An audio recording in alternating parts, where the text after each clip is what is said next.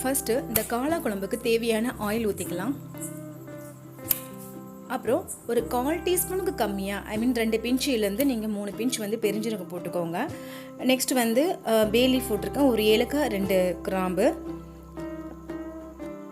இதெல்லாம் போட்டுக்கலாம். நல்லா பொரியட்டும். கூடவே வந்து 2 மீடியம் சைஸு பட்டை, அவ்வளோதாங்க. இதெல்லாம் பொரிஞ்சதும் நம்ம வெங்காயம் ஆட் பண்ணிடலாம். நான் இங்கே 200 கிராம் காளான் எடுத்திருக்கேன். அதுக்கேற்ற மாதிரி வெங்காயம் ஒரு கைப்பிடி அளவுக்கு நான் வெங்காயம் எடுத்திருக்கேன். அது இதை ஸ்லைஸ் பண்ணி இதில் நம்ம போட்டுட்டு நல்லா மிக்ஸ் பண்ணி விட்டுருங்க, வதங்கட்டும்.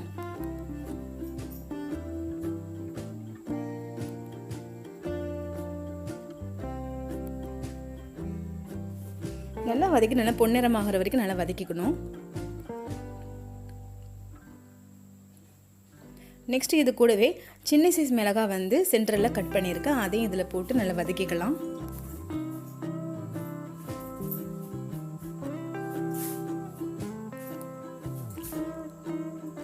பாருங்கள், இந்த அளவுக்கு நமக்கு பொரிஞ்சிட்டு வெங்காயம்.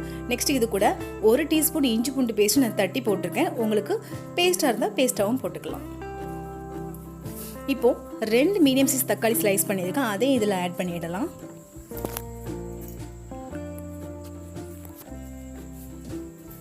நல்லா வதக்கி விடுங்க. தக்காளியும் வெங்காயம் நல்லா மேஷ் ஆகணும், அந்த அளவுக்கு நல்லா வதங்கிக்கணும். இதுக்கு அரைக்கக்கூடிய விழுது என்னன்னு பார்த்தீங்கன்னா, கொஞ்சம் தேங்காய், கொஞ்சம் வெங்காயம் எடுத்துருக்கேன். அது கூடவே 1 டீஸ்பூன் கசகசா. இது கொஞ்சம் திக்காக நமக்கு கிரேவி ஆகுங்க. அதுக்காக இதை நல்லா ஃபைன் பேஸ்ட்டாக அரைச்சி வச்சுக்கணும். பாருங்கள், இந்த அளவுக்கு நமக்கு வெங்காயம் தக்காளி நல்லா வதங்கிட்டு இப்போ நம்ம மசாலா ஆட் பண்ணிக்கலாம். நான் இங்கே 5 டீஸ்பூன் மல்லித்தூள் ஆட் பண்ணிக்கிறேன்.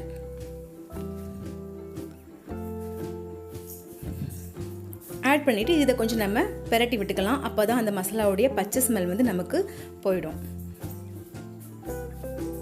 கூடவே வந்து 1 டீஸ்பூனுக்கு கம்மியாக கரம் மசாலா ஆட் பண்ணிக்கிறேன். அதையும் இதில் நல்லா விரட்டி விட்டுக்கலாம். இதுக்கு ஆயிலெலாம் ஊற்றின அவசியம் இல்லை, இருக்கிற ஆயிலே போதுமானது. நெக்ஸ்ட் என்ன பண்ண போகிறேன்னா, மிளகாத்தூள் வந்து உங்கள் காரத்துக்கு ஏற்ற மாதிரி போட்டுக்கோங்க. நான் இங்கே 4 டீஸ்பூன் ஆட் பண்ணுறேன்.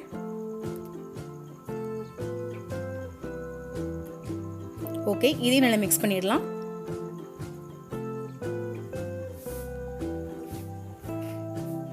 இதில் 1/2 டீஸ்பூன் கம்மியாக பெருஞ்சீரகத்தூள் ஆட் பண்ணியிருக்கேன்.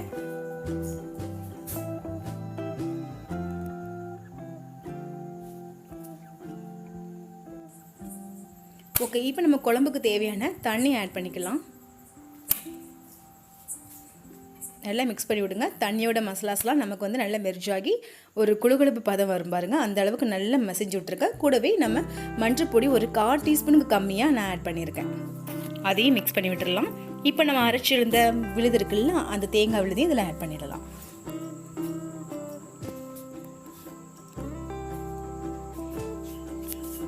நல்லா மிக்ஸ் பண்ணி விடணும். இப்போ உங்களுக்கு குழம்பு எவ்வளோ தேவையோ இந்த டைமில் நீங்கள் தண்ணி பார்த்து ஊற்றிக்கலாம்.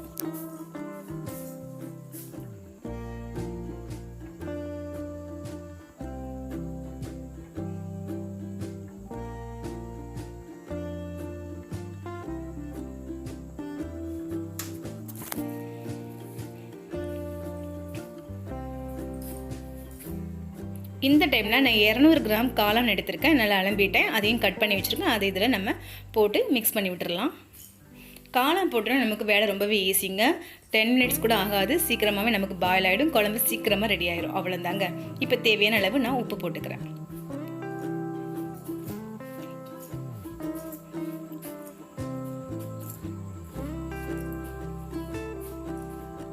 இப்போ 1 டீஸ்பூனுக்கு கம்மியாக மிளகுத்தூள் ஆட் பண்ணிக்கிறேன். இதையும் நல்லா மிக்ஸ் பண்ணி விட்டுடலாம்.